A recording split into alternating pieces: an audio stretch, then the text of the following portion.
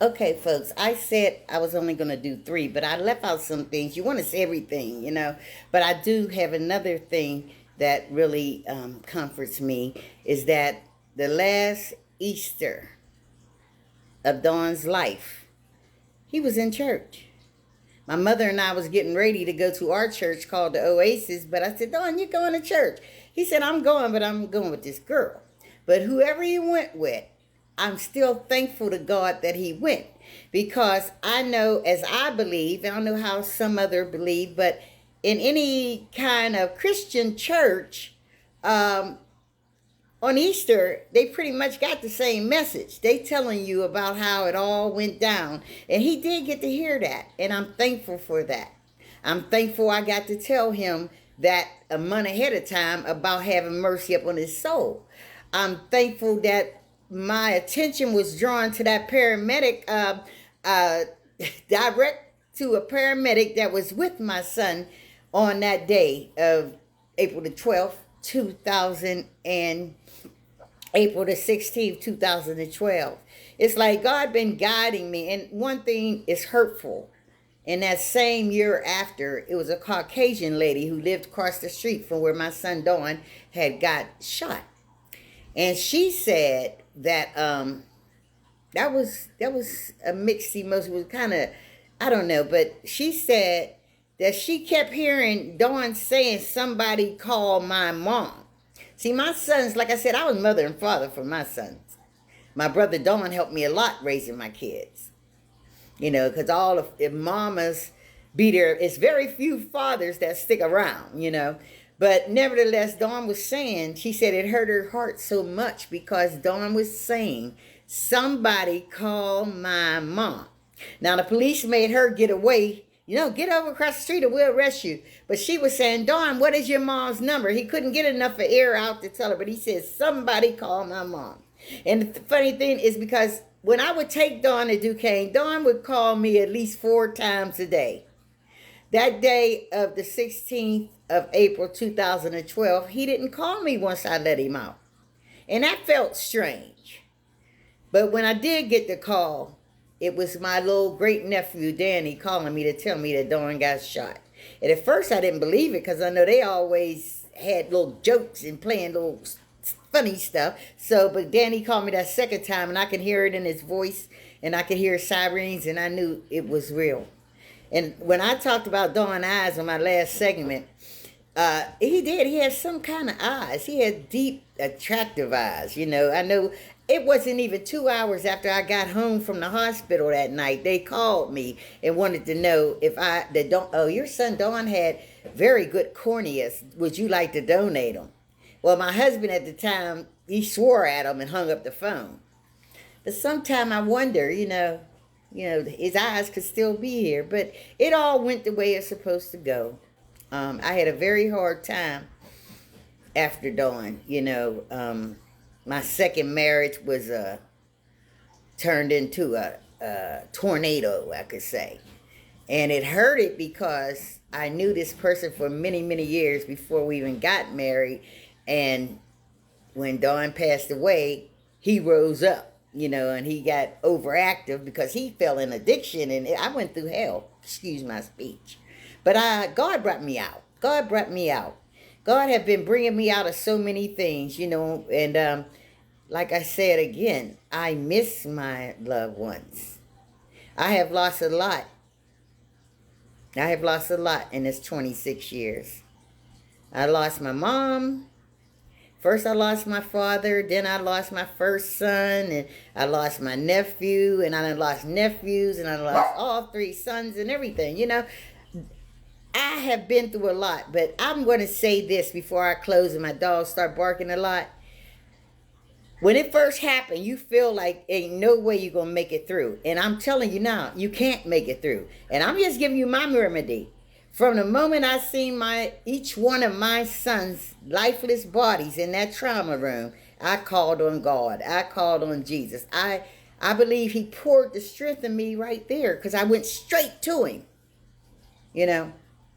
At my son's funeral, God gave me strength. I spoke at every one of my son's funerals because I didn't make, not 1 minute did I, hate being with my children. A lot of people say, oh, they were so young. Yes, indeed, they were. Didn't even begin to live real life. But I had to flip the script in my mind. And I'm just suggesting that maybe you got to find something to hold on. Find your niche to hold on to something.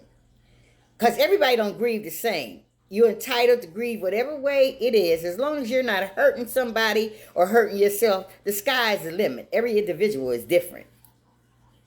But it's nothing to go into a funeral and see the mother rolling down the aisle crying. But God gave me the strength to think of above. It's very hard, like I said before I close. It's hard to sit on that front bench and your loved one is before you lifeless, especially if it's your child. But I don't know why, but God has strengthened me, and I'm grateful. And I know I will never, ever take the credit. I know when a lot of people say, oh, Miss Luana, you so strong. Well, that don't really, how can I say, that don't really make me stick my chest out like, oh, yeah, no, because I can't do it. God did it. They say, how you do it? I done had bishops and different people and famous people, around asking me at different events, how do you do it? And I tell them without a drop of a hat, I don't do it. God do it. Because when I think back, I always believed in God as a child, but I want to say with my foot flat on the ground and looking at you right in your face that when I lost my sons, I got to know God for myself. Again, directly for myself. Because people don't know how bad you hurting. You know what I mean? That's just like Don when he got out in the street trying to fill that void with both of his brothers gone. And I think after that, Ivan came hanging around Don to try to encourage him. Because Don, that day, Don had an outburst because Harry had got at him about throwing eggs out the window. And Don said, this is on Harry's May the 11th day of 2001. And Don hollered, he said, out of, ADH, they'd go at it anyway. Outbursts, then a few minutes, they all right. Well, he hollered and told his brother Harry, he said, I hate you. I hope you go outside, get shot, and die. And God forbid it happened that night. So, and Dawn, little 9-year-old mind, for many years, he felt remorse. He felt sadness. And Ivan would encourage him a couple months later when Ivan started hanging with him, you wasn't the cause. But he loved his brother. Harry was Dawn and James' idol. But as a child, 9 years old, that was a lot to hold in until he grew out of it. And he felt he wasn't scared of nobody. He felt like nobody was going to do him like they did his brothers. And it's sad. But I knew he loved his brother. And I knew Harry gave him a couple dollars and it was over. He wanted to go to the store then. He was done, But Dawn had a hard life. But he made it through. I thank God that God put me together in strength. And I thank God for the darkest time in my life happened before all of these deaths occurred. See, God know what he's doing. And God know, just how it's going to situate. And I just thank God. And I have done a lot on this journey, with the TV show and having a support group and doing things. But I know now I'm doing a YouTube channel, Miss Luana Real Talk. And if I can't say something real, I ain't getting on there. But I got so many videos that you can check out.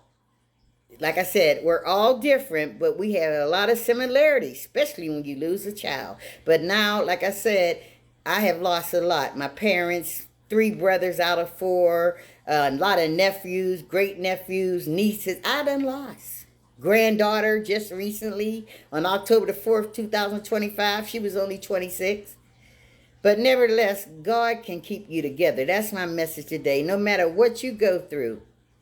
Because I know I never would have made it if God wasn't helping me.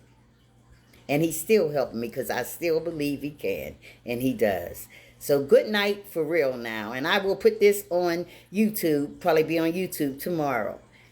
Thank you all. And on my on my story on